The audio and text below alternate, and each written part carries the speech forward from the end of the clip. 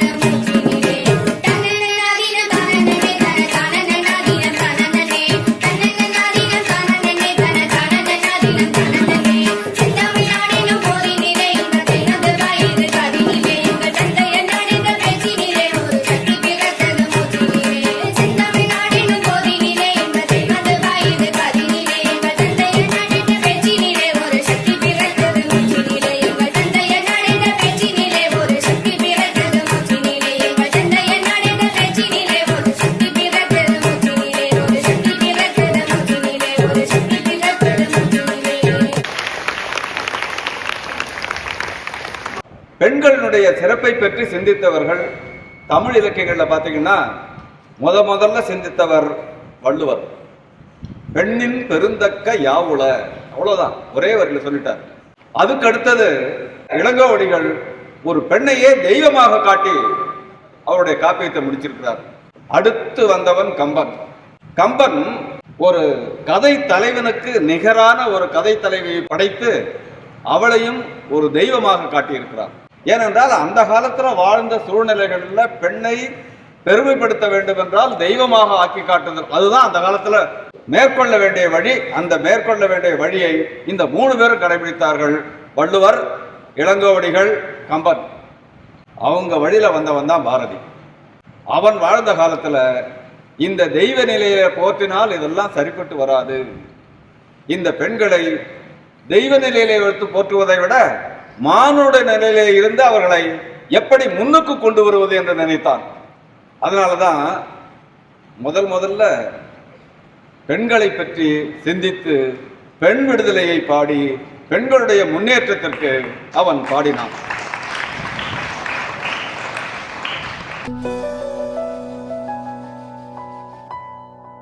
கவிஞன் என்ற ஒற்றை பரிமாணத்திற்குள் மகாகவி பாரதியாரை மறைத்து வைக்கும் பொது பார்வையின் பிழையை போக்க வேண்டிய காலம் இது. தமிழின் முதல் சிறுகதையை எழுதியது தகுதியான இவரது பேனா என்ற உண்மையை உரக்கச் சொல்வதற்கான நேரம் இது.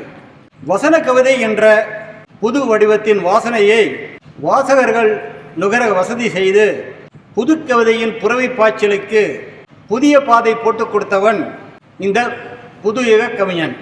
பெண்களுக்கு சொத்தில் சரிபங்கு என்ற புரட்சி கருத்தை தமிழ் மண்ணில் ஆழப்பதினிட்ட ஆயுத எழுத்து.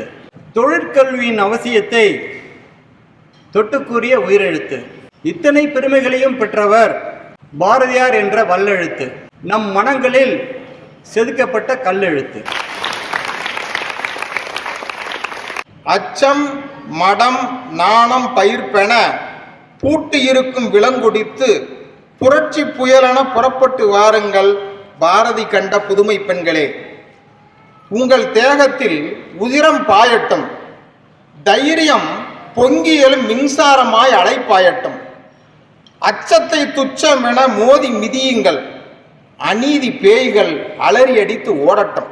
களி முத்தி போய்விட்டது, இனி கலிங்கத்து பரணி பாட ஜெயங்கொண்டார் எதற்கு? செயல் மாதர்களே எரிமலையாய் எழுச்சி பெறுங்கள். திரும்பும் திசையெல்லாம் பாலியல் வன்கொடுமைகள், கூட்டு பாலியல் பலாத்காரங்கள். காமம் தலைக்கேறிய துச்சாதன பேய்களை தூக்கி மிதியுங்கள். மது போதையில் உலகை மறந்து மது மயக்கத்தில் நெறி பிறழ்ந்து மாதரை கேலி கிண்டல் செய்யும் மூடர்களும் கள்ளச்சாராயத்தால் சுமங்கலிகளை விதவைகளாக்கும் கொடிய துஷ்டர்களை துவம்சம் செய்யும் துர்க்கையாய் சீறி எழுங்கள் புதுமை பெண்களே. கவனமாகவே இங்கே காலடி வைக்கிறோம்.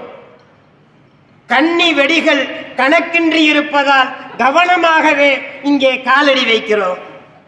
நின்று நாங்கள் வாசிக்கும் கவிதைகளை உட்கார்ந்து கேட்கும் உயிருள்ள கவிதைகளே.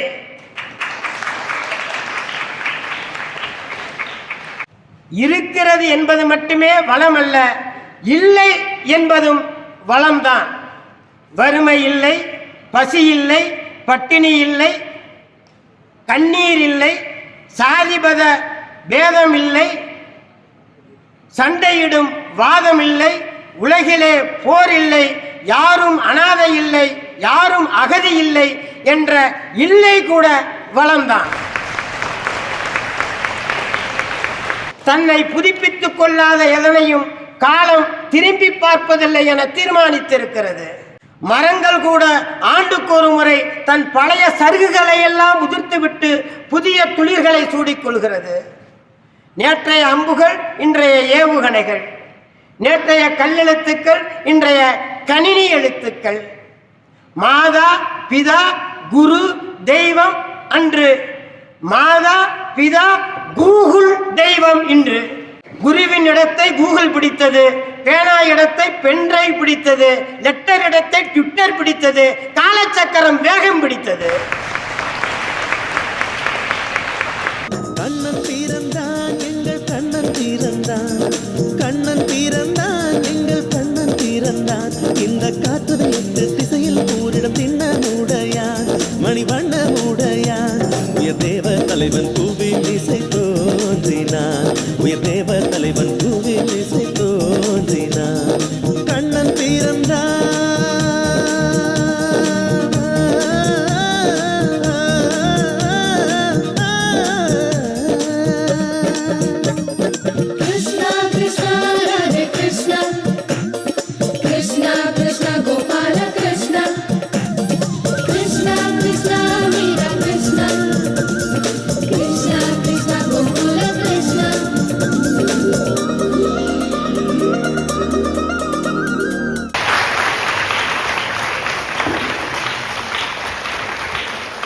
கண்ணில் கருணை இல்லை என்றால் அங்கே கடவுள் தெரிவதில்லை.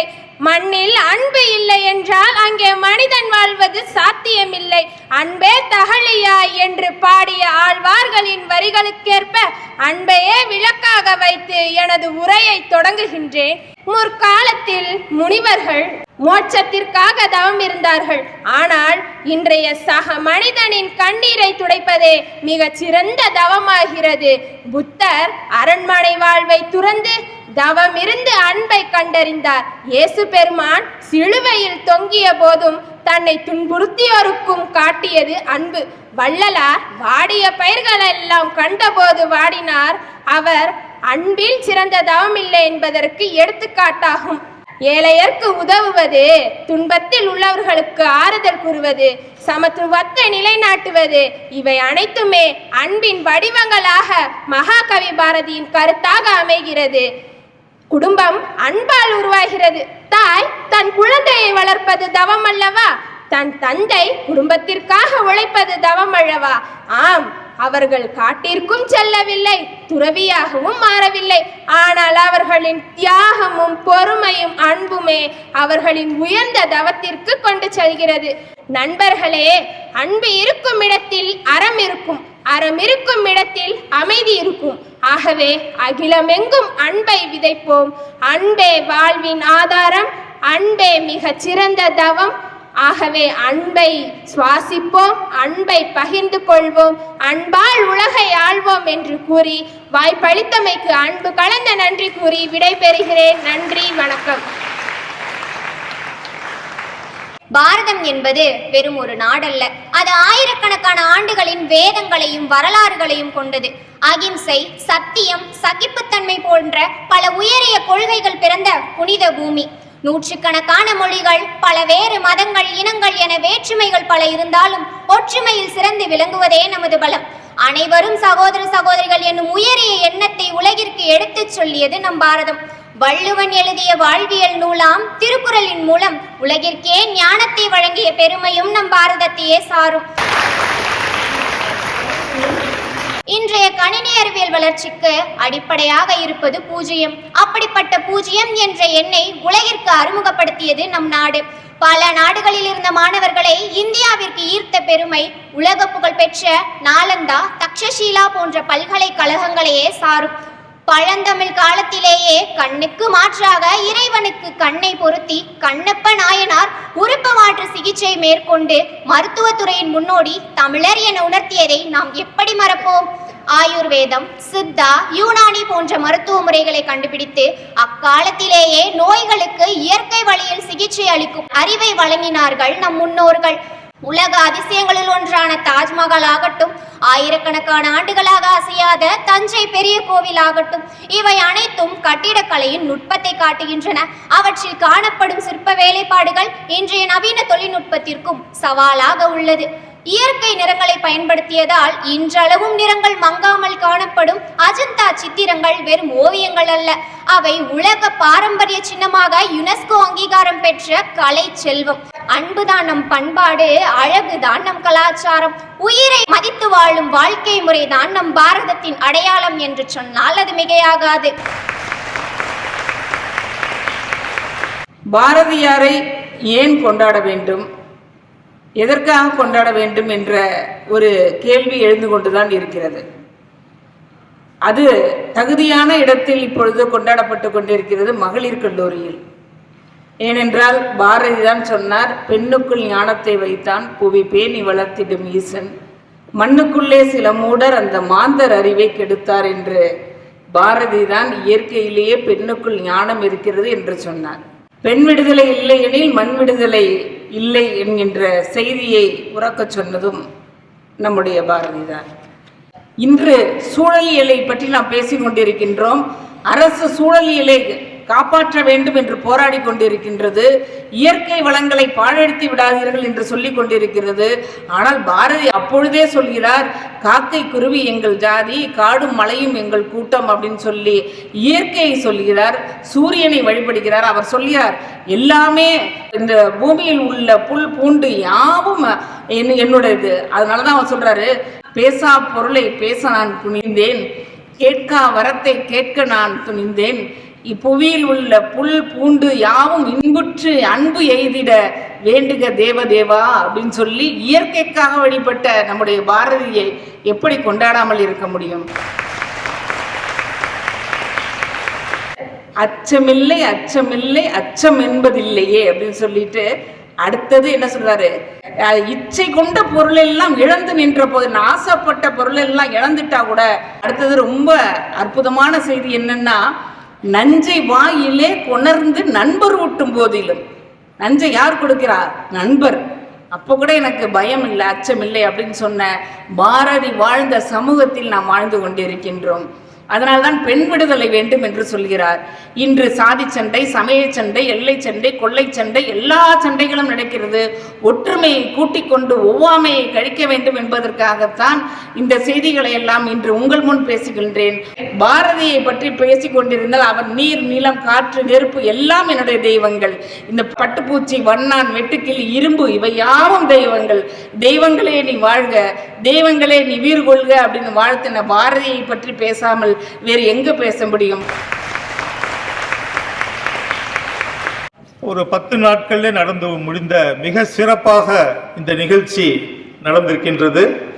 அது இந்த சிதம்பரம் பிள்ளை மகளிர் கல்லூரிக்கு பெருமையும் புகழையும் சேர்ப்பதாக உள்ளது. நன்றியும் பாராட்டுகளையும் தெரிவித்துக் கொள்கின்றேன்.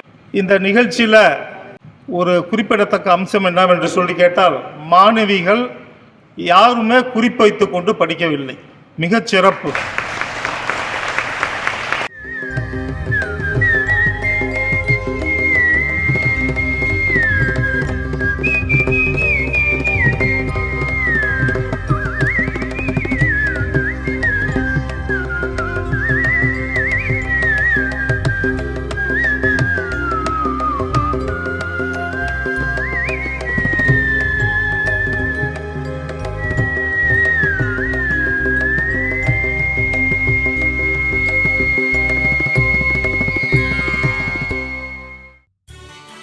பாரதி உலா 2025 பாரத நாடு பாருக்கெல்லாம் திலகம்.